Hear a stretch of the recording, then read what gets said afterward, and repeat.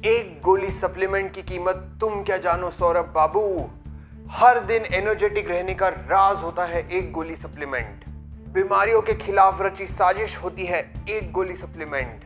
लंबी उम्र का वादा होती है एक गोली सप्लीमेंट। अगर आपके बाल झड़ रहे हैं, सफेद हो रहे हैं, नींद नहीं आ रही है, भूख नहीं लग रही है, जीवन में दुख है, बच्चे बात नहीं मान रहे हैं, सब प्रॉब्लम सॉल्व कर देगा ये एक सप्लीमेंट।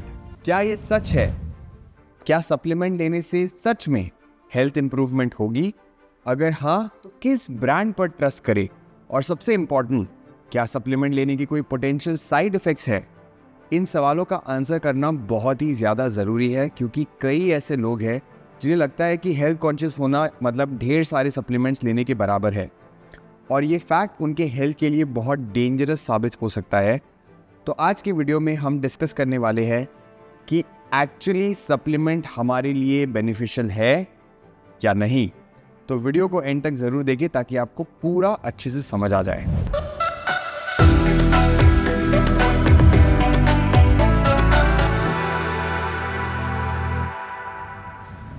तो विटामिन्स और मिनरल्स जैसे माइक्रोन्यूट्रिएंट्स हमारे बॉडी फंक्शन में एक इम्पॉर्टेंट रोल प्ले करते हैं, लेकिन हमारी बॉडी खुद से इतने न्यूट्रिएंट्स मैन्युफैक्चर ऑफ कोर्स नहीं कर पाती, तो उसे फूड या वाटर जैसे एक्सटर्नल सोर्सेज की मदद से हमें बॉडी में लेना पड़ता है।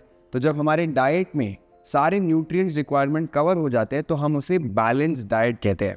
और आपका डाइट भी एक वेल बैलेंस डाइट है, तो आपको किसी तरीके की न्यूट्रिशनल डेफिशिएंसी नहीं होनी चाहिए।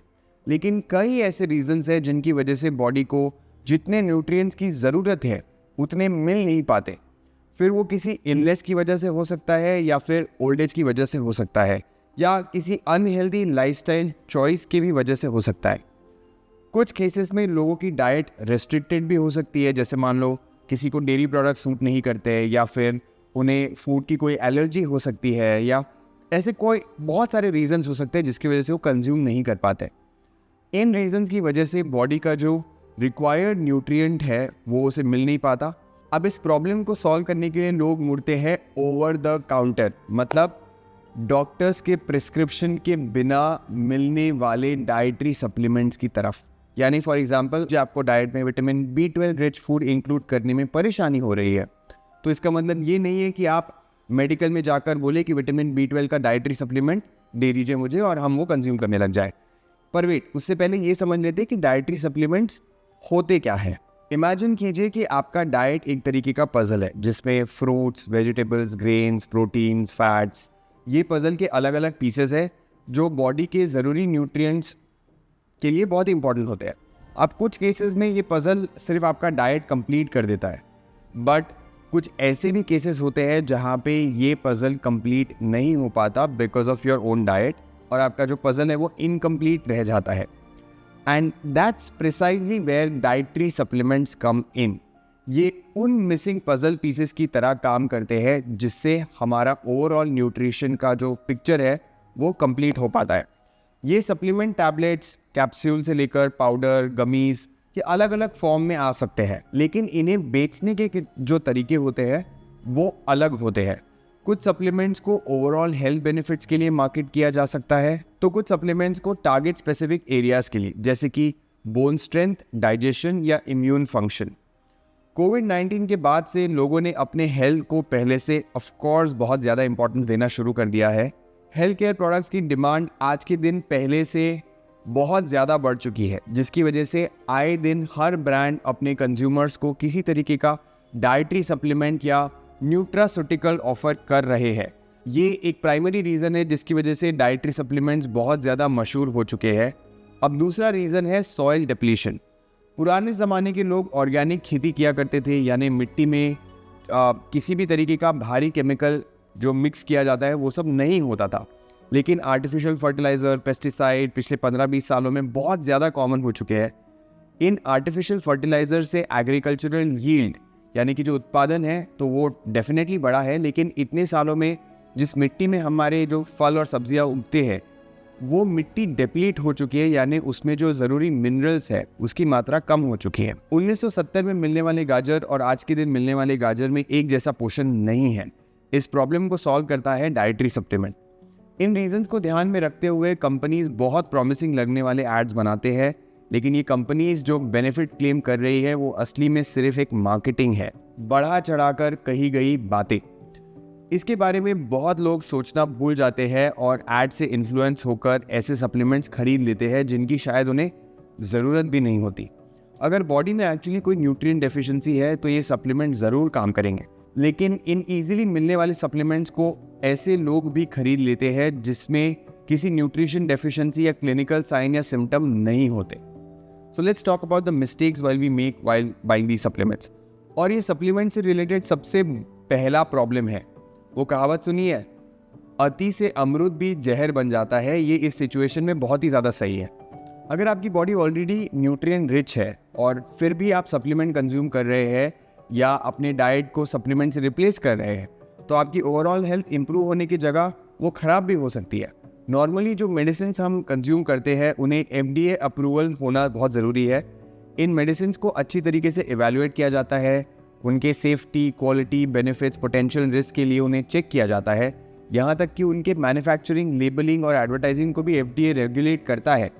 बट ये सब सप्लीमेंट के केसेस में नहीं होता, क्योंकि FDA सप्लीमेंट्स को फूड की तरह रेगुलेट करता है, ड्रग्स की तरह नहीं। इंडिया के टॉप फूड रेगुलेटर FSSAI ने 2019 से 22 के बीच में सर्वेस कंडक्ट किए हैं, जिसमें पता चला कि डाइटरी सप्लीमेंट के कुछ 4,890 सैंपल्स अनसेफ थे, 16,000 से भी ज़्यादा सब स्टैंडर्ड थे और 11,000 सैंपल्स पर लेबलिंग डिफेक्ट्स या मिसलीडिंग इन्फॉर्मेशन थी। लेकिन कभी कभी प्रोडक्ट्स में ड्रग्स हिडन होते हैं जिन्हें गलत तरीके से सप्लीमेंट की तरह बेचा जा सकता है और हम इन सप्लीमेंट से अपने बॉडी को ओवरलोड कर देते हैं। Anything that is consumed in excess will make it's way out of your body. लेकिन अगर ऐसा नहीं हुआ तो ये एक्सेस आपके बॉडी में अक्यूमुलेट हो सकता है और टॉक्सिसिटी के कॉजेज बन सकते हैं। अब मान लीजिए न्यूट्रिशनल डेफिशिएंसी कई डिजीज का रूट कॉज हो सकती है, वैसे ही न्यूट्रिशनल एक्सेस भी होता है। जैसे कैल्शियम का एग्जांपल लीजिए, ये न्यूट्रिएंट हमारे बोन हेल्थ के लिए बहुत इंपॉर्टेंट है, लेकिन अगर एक्सेस अमाउंट में कैल्शियम हमने कंज्यूम किया तो ब्लोटिंग और कॉन्स्टिपेशन के अलावा किडनी स्टोन्स का भी रिस्क बढ़ जाता है। जब हम दवाई खरीदते हैं तो वो डॉक्टर के प्रिस्क्रिप्शन के हिसाब से होती है। मेडिसिन कब लेते हैं, कितनी लेते हैं, कितने दिन तक लेनी है, ये सब कुछ हमारे डॉक्टर हमें अच्छे से बताते हैं। लेकिन supplements over the counter available होने की वजह से डॉक्टर से हम कंसल्ट नहीं करते और ये हमारी दूसरी सबसे बड़ी मिस्टेक होती है। कौन सा डाइटरी सप्लीमेंट कंज्यूम करना सही है, उन्हें कितनी क्वांटिटी में लेना चाहिए, कैसे और कब लेना चाहिए, ये भी उतना ही ज़रूरी है।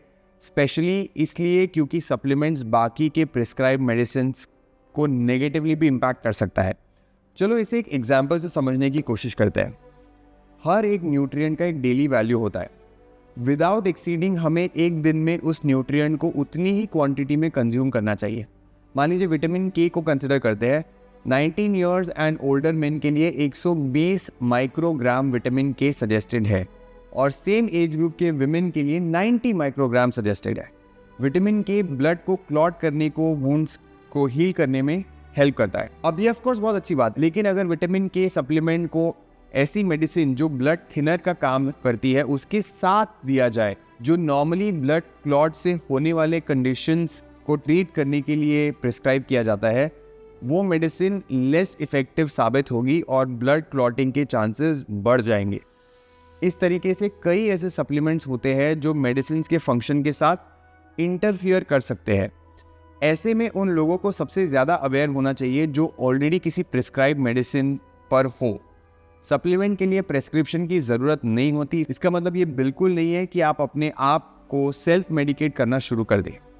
इसलिए अगर आप सप्लीमेंट्स लेना कंसिडर कर भी रहे हैं तो सबसे पहले मैं ये सजेस्ट करूँगा कि आप पहले पता लगाएं कि आप में सच में वो न्यूट्रिशनल डेफिशिएंसी है या नहीं। इसके लिए आपको ब्लड टेस्ट करना ज़रूरी है। ब्लड टेस्ट का रिपोर्ट आप अपने डॉक्टर के साथ डिस्कस करके फिर डिसाइड कीजिए कि आपको सप्लीमेंटेशन की ज़रूरत है या नहीं। If yes, then make sure you get your doctor's approval on the type of supplement you are buying or taking in combination with, especially if you are on other medication.